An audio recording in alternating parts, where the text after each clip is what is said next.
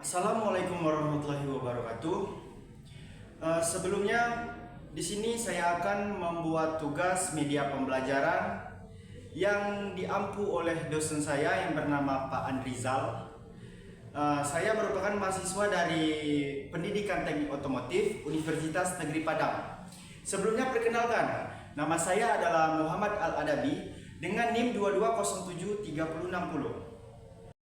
Baik, kali ini saya akan membawakan pembahasan mengenai memahami siklus Carnot dan siklus pendinginan dalam pembelajaran teknik otomotif pada masa sekarang atau pada masa modern.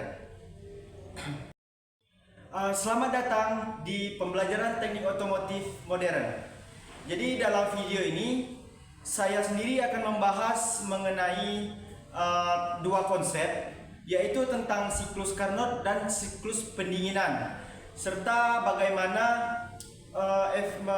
kedua siklus tersebut mempengaruhi kinerja pada mesin otomotif atau mesin mobil.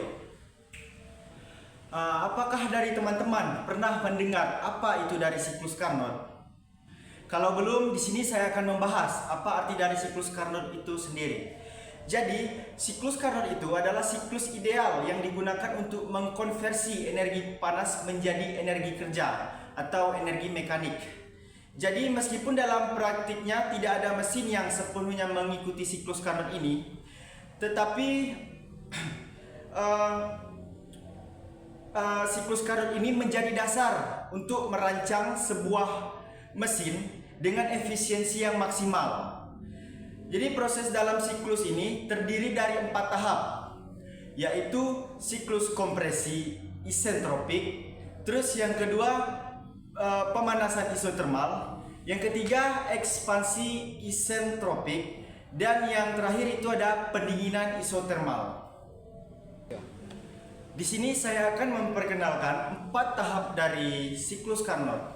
Yang tahap pertama itu adalah ekspansi isotermal. Jadi ekspansi isotermal ini menyerap panas pada suhu yang konstan. Kemudian yang siklus kedua ini adalah kompresi isotermal. Kompresi isotermal yaitu melepaskan panas pada suhu yang konstan. Kemudian yang ketiga itu ada siklus Carnot ekspansi adiabatik.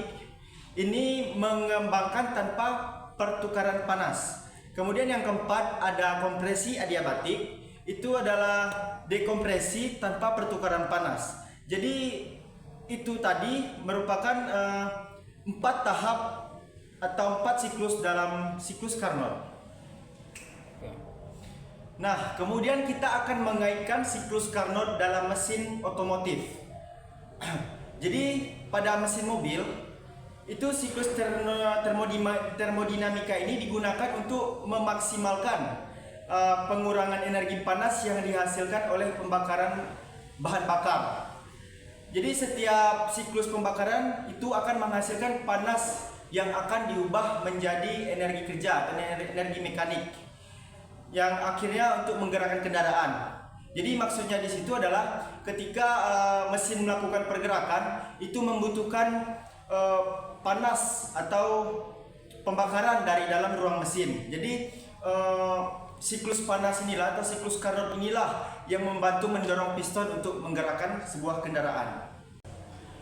Nah, tadi kan saya sudah memperkenalkan apa itu siklus Carnot, kemudian tahap-tahap siklus Carnot. Kemudian kita masuk ke pembahasan apa itu siklus pendingin.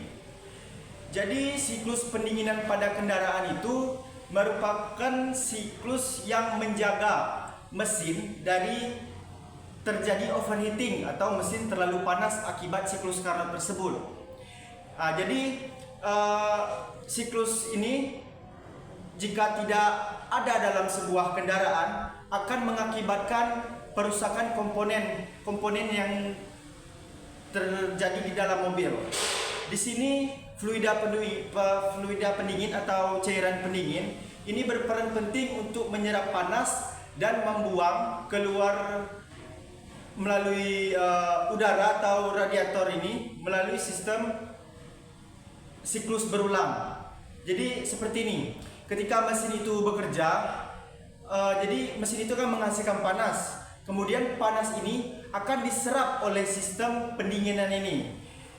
Terus bagaimana sistem pendinginan ini menyerap? Sistem pendinginan ini menyerap itu karena ada cairan yang dialirkan melewati ke komponen-komponen yang berpotensi menghasilkan panas dari mesin ini, yang dibantu oleh water pump, fan, radiator, tabung cadangan, dan komponen lainnya seperti termostat. Nah, disinilah saya akan menjelaskan bagaimana sih siklus sistem pendingin itu bekerja. Nah, jadi begini. Jadi cairan pendingin yang digunakan dalam kendaraan itu umumnya terdiri dari campuran air dan zat kimia untuk meningkatkan titik didih dan mencegah pembekuan. Jadi cairan pendingin itu bukan cairan yang biasa seperti air yang biasa kita buat mandi, tetapi ada cairan khusus seperti air coolant yang khusus dibuat untuk cairan pendingin pada mobil. Cairan ini memang dirancang khusus dengan zat-zat tertentu untuk memaksimalkan proses pendinginan yang terjadi pada sistem pendinginan ini. Jadi cairan ini mengalir ke seluruh bagian komponen mesin yang berguna untuk menyerap panas, lalu mengalirkan ke radiator untuk membuang panas tersebut yang dibantu oleh udara. Kemudian ada integritas siklus Carnot dan juga siklus pendingin dalam sebuah kendaraan. Maksudnya apa? Jadi integritas ini merupakan antara siklus Carnot dan siklus pendingin dalam kendaraan yang memastikan efisiensi pada mesin mobil. Jadi mesin yang menghasilkan efisiensi yang lebih sedikit emisi dan juga mengoptimalkan atau menghematkan bahan bakar, sedangkan yang sistem pendingin ini menjaga mesin agar tetap suhu pada mesin itu stabil dan tidak terjadi overheating. Artinya mesin tersebut masih dalam batas aman. Kemudian tidak lupa juga dari siklus pendinginan siklus Carnot ini ada tantangan dan juga inovasi di era otomotif yang modern seperti saat sekarang. Jadi di era otomotif yang semakin berkembang, kendaraan listrik dan juga hibrid memerlukan sistem pendinginan yang lebih canggih. Jadi teknologi baru seperti ini seperti adanya pompa panas atau sistem pendinginan yang berbasis cairan. Jadi memungkinkan kendaraan ini untuk menjaga suhu baterai dan juga mesin dengan lebih stabil dan efisien. Dan juga dampaknya yaitu mengurangi konsumsi energi atau bahan bakar dan juga memperpanjang umur dari komponen-komponen pada setiap mobil.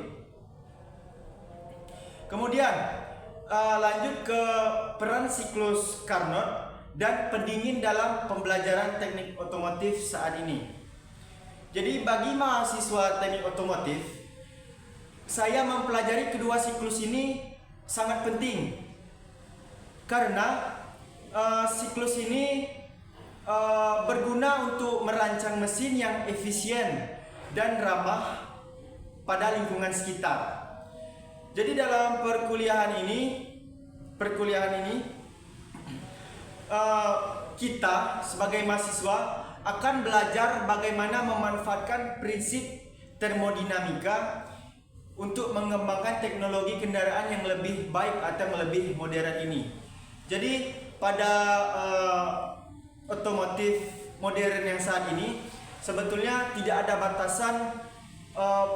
batasan yang ilmu yang kita pelajari tentang perkembangan dari siklus Carnot dan siklus pendingin ini.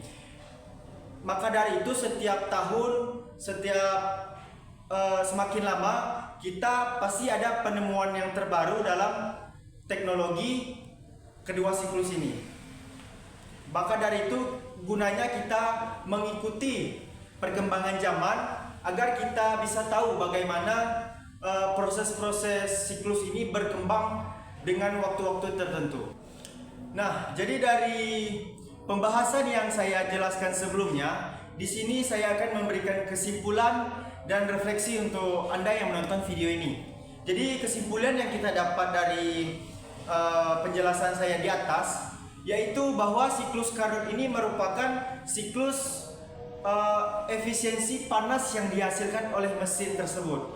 Sedangkan siklus pendinginan itu merupakan siklus yang menjaga suhu mesin akibat adanya siklus panas dari mesin akibat siklus Carnot ini sendiri.